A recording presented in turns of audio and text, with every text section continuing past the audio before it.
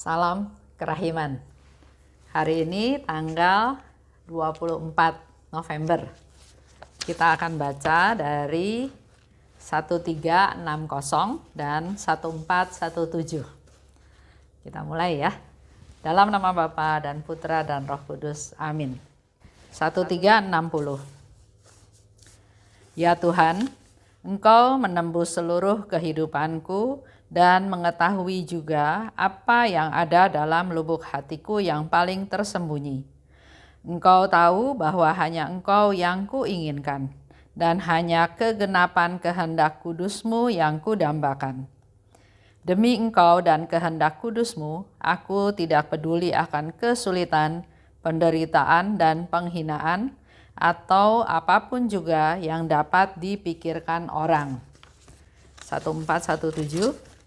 Oh Tuhanku, jiwaku adalah yang paling jahat dari semua jiwa. Tetapi Engkau masih sudi merunduk kepadanya dengan kebaikan yang sedemikian besar. Aku melihat dengan jelas keagungan-Mu dan kekecilanku. Dan karena itu, aku bersukacita bahwa Engkau sedemikian kuat dan tanpa batas, dan aku pun sangat bersukacita karena aku ini sedemikian kecil. 1360. Ya Tuhan, Engkau menembus seluruh kehidupanku dan mengetahui apa yang ada dalam lubuk hatiku yang paling tersembunyi. Kita semua tahu ya, Tuhan bisa tahu apa yang ada di dalam lubuk hati kita masing-masing. Tapi sering kita nggak sadar bahwa Tuhan itu tahu. Sering kita masih melakukan hal-hal yang nggak berkenan sama Tuhan, seolah-olah Tuhan nggak tahu. Hari ini kita diingatkan kembali oleh Suster Faustina bahwa Tuhan tahu. Dia bisa menembus seluruh kehidupanku dari dulu sampai sekarang yang kelihatan nyata, tapi juga bahkan apa yang ada dalam pikiran kita Tuhan tahu. Mengetahui apa yang ada dalam lubuk hatiku yang paling tersembunyi. Dan di sini Faustina katakan lebih meyakinkan lagi diri sendiri bahwa hanya Engkau, Tuhan, yang kuinginkan. Hanya penggenapan kehendak kudus-Mu yang kudambakan. Jadi mengkonfirmasi lagi bahwa dalam lubuk hatiku hanya Engkau yang aku utamakan. Hanya menggenapi, melaksanakan kehendak kudus-Mu. Itu yang menjadi isi dari seluruh lubuk hatinya. Sama ya, seperti kita juga, Tuhan saya ingin menjadi orang baik. Tuhan saya ingin berbuat baik. Itu yang dikatakan keinginannya, tapi Tuhan sebetulnya tahu apa yang paling dalam yang ada dalam lubuk hati kita. Tuhan, saya mau berbuat baik, tapi enggak sama si A yang bikin susah saya. Tuhan, saya mau berbuat baik, mau melaksanakan firman-Mu. Di lubuk hati yang paling dalam, bukan mau berbuat baik, tapi mau pamer bahwa saya berbuat baik. Nah, hal-hal seperti itu sering kita enggak sadari. Padahal di sini dikatakan Tuhan tahu. Dan Suster Faustina mengkonfirmasi, begitu pula dengan kita semua. Ayo kita juga belajar mengkonfirmasi. Tuhan, yang menjadi targetku adalah hanya Engkau. Yang jadi fokusku hanya Engkau. Dan menggenapi kehendak kudus-Mu. Itu yang kudambakan. Nah, ada contoh ya. Ada seorang bapak bertanya pada saya, dia tahu harus berbuat baik, harus sabar, tapi dia bilang dia selalu gagal karena ternyata lingkungannya enggak menunjang dia untuk dia bisa melakukan hal tersebut. Mungkin ada emosi ya, mungkin ada kekesalan ya. Nah, ada satu bapak juga, dan memang usaha itu enggak bisa dilakukan oleh orang lain, harus dari niat sendiri. Seperti tadi Suster Faustina bilang, hanya Engkau yang kuinginkan. Jadi dalam pikiran, dalam perkataan, dalam tindakan, fokusnya adalah hanya Tuhan yang diinginkan oleh Suster Faustina. Begitu pula dengan si bapak tadi. Kalau dia ingin melaksanakan perintah Tuhan, menggenapi kehendak kudusnya Tuhan, Tuhan bilang ampuni. Terima orang dengan segala kekurangannya. Jangan mengharapkan saya maunya seperti ini, enggak. Tapi Tuhan memberikan ketidaksempurnaan untuk kita belajar menerima apa adanya. Dengan rendah hati kita enggak menuntut, tapi menerima apa adanya. Demi Engkau dan kehendak kudus-Mu, aku tidak peduli. Ya, jadi karena targetnya Suster Faustina adalah demi Tuhan, untuk Tuhan, dan supaya kehendak kudusnya digenapi, maka dia nggak peduli dengan segala macam hal. Di sini dia katakan nggak peduli pada kesulitan, nggak peduli pada penderitaan, nggak peduli pada penghinaan, juga apapun yang dipikirkan orang dia nggak peduli. Nah, mungkin ini juga bisa menjadi masukan buat seorang bapak ya tadi, bahwa kalau targetnya adalah Tuhan yang terutama dan berusaha melaksanakan perintah Tuhan, maka bila bapak mengalami kesulitan, keinginannya tidak terpenuhi atau mengalami penderitaan karena ternyata misalnya pasangan hidupnya berbuat sesuka hati yang menyakiti dia, atau juga barangkali mengalami penghinaan ya karena sudah tua, karena sudah tidak bisa apa-apa, terima apapun yang dialami, menerima karena targetnya bukan memanjakan diri saya, bukan kenyamanan untuk saya, tapi targetnya adalah untuk penggenapan rencananya Tuhan. Karena itu dikatakan lebih lanjut oleh Suster Faustina, "Oh Tuhanku, jiwaku adalah yang paling jahat dari semua jiwa." Dia merasa enggak layak, dia merasa jahat. Mungkin pikirannya ya, karena di dalam diary tidak disebutkan, tapi begitu rendah hatinya dia enggak menyalahkan orang lain. Dia enggak menuduh orang lain yang bersalah, tapi saya yang jahat. Saya yang jahat mungkin karena kalau dibandingkan lagi dengan Bapak tadi, kalau Bapak itu mau membuka diri, mungkin dia yang jahat karena dia meminta, berharap misalnya ya supaya pasangan hidupnya itu mengikuti apa yang dia mau, menyenangkan hatiku. Jadi kan berarti meminta sesuatu untuk orang lain, berkorban untuk saya. Padahal dalam kerendahan hati, kitalah yang harus berkorban untuk orang lain. Bukan orang lain harus menyesuaikan dengan keinginan saya. Ya. Di sini dikatakan jiwaku adalah yang paling jahat dari semua jiwa. Tapi engkau masih sudi merunduk kepadanya dengan kebaikan yang sedemikian besar. Walaupun Tuhan tahu jiwaku paling jahat, tapi engkau tetap masih merunduk, masih peduli, masih memberikan kebaikan yang sedemikian besar. Aku melihat dengan jelas keagunganmu dan kekecilanku. Di sini mulai lagi Suster Faustina mengajarkan kita tentang kerendahan hati, di mana kita ini bukan siapa-siapa, kita ini bukan apa-apa, kita ini nggak hebat.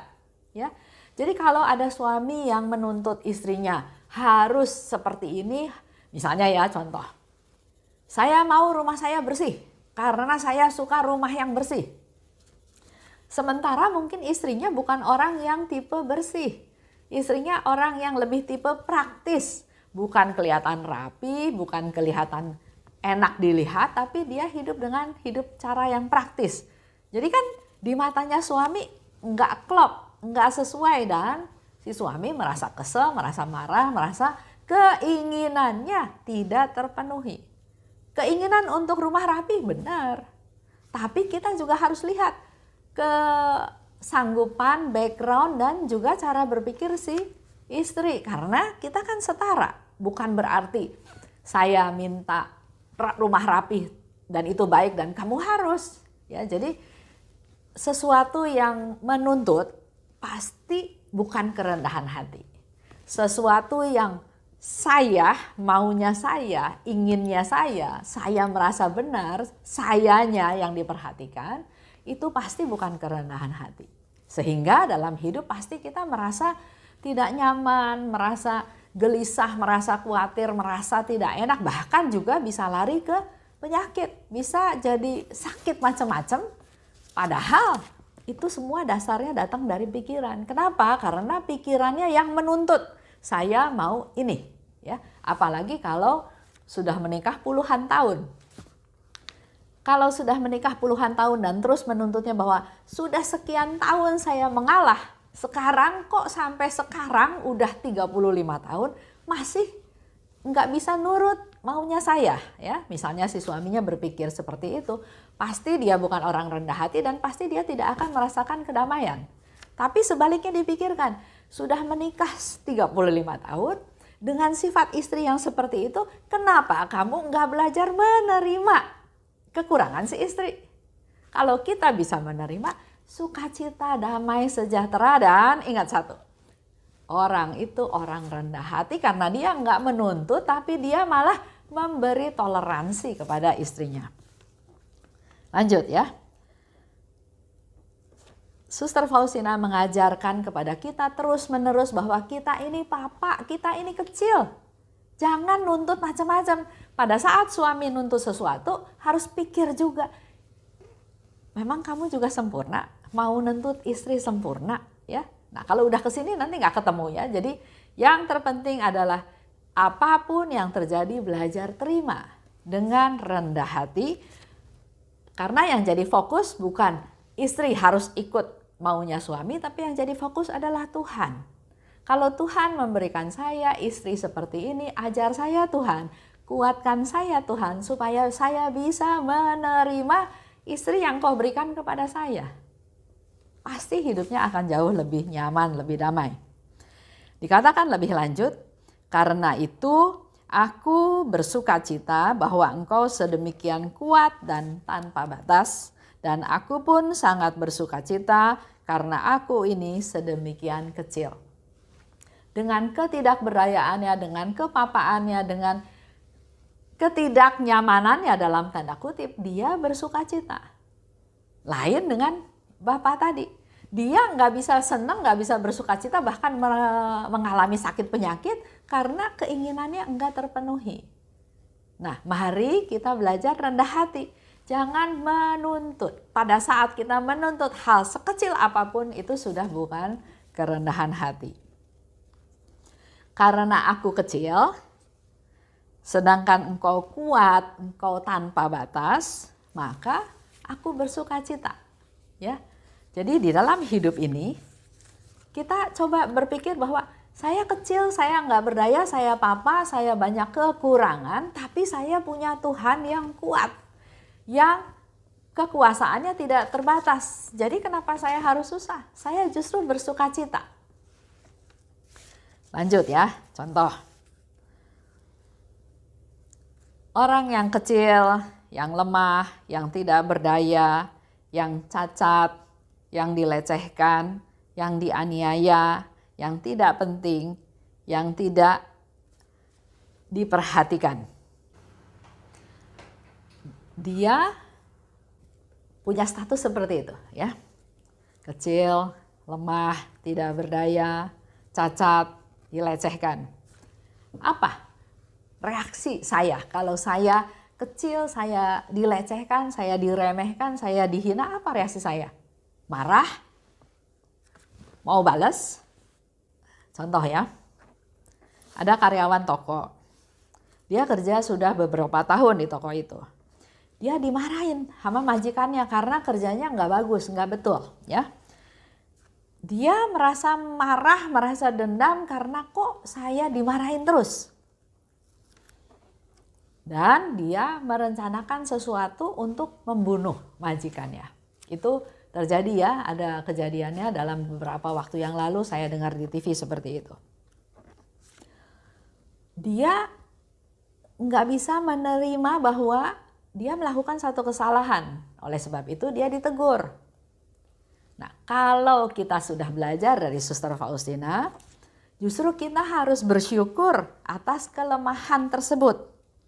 Karena dengan demikian, karena saya lemah, saya kecil, maka saya bersandar pada Allah. Kalau saya dimarahin, saya dihina, saya dikucilkan oleh majikan, Nggak usah balas ke majikan, kita bersandar pada Allah, kita cari Allah karena memang kita kecil, tapi kita tahu Allah itu besar, Allah itu kuat, Allah itu luar biasa yang bisa membela kita. Kalau karyawan ini ditegur, pasti dia ada melakukan satu kesalahan. Jadi yang harus dilakukan adalah merefleksi diri, mengevaluasi diri, selain bersandar pada Tuhan tadi ya, juga coba evaluasi diri. Justru jangan sebaliknya, jangan sombong, jangan sok pinter, jangan sok kuat. Dan tidak mengandalkan Tuhan. Jadi contoh ya, di dalam kehidupan ini ada penderitaan, ada kesusahan. Yang harus dilakukan bukan mengandalkan diri sendiri. Bukan sok saya bisa, saya dendam, saya marah, saya balas. Tapi yang harusnya dilakukan adalah mengevaluasi diri,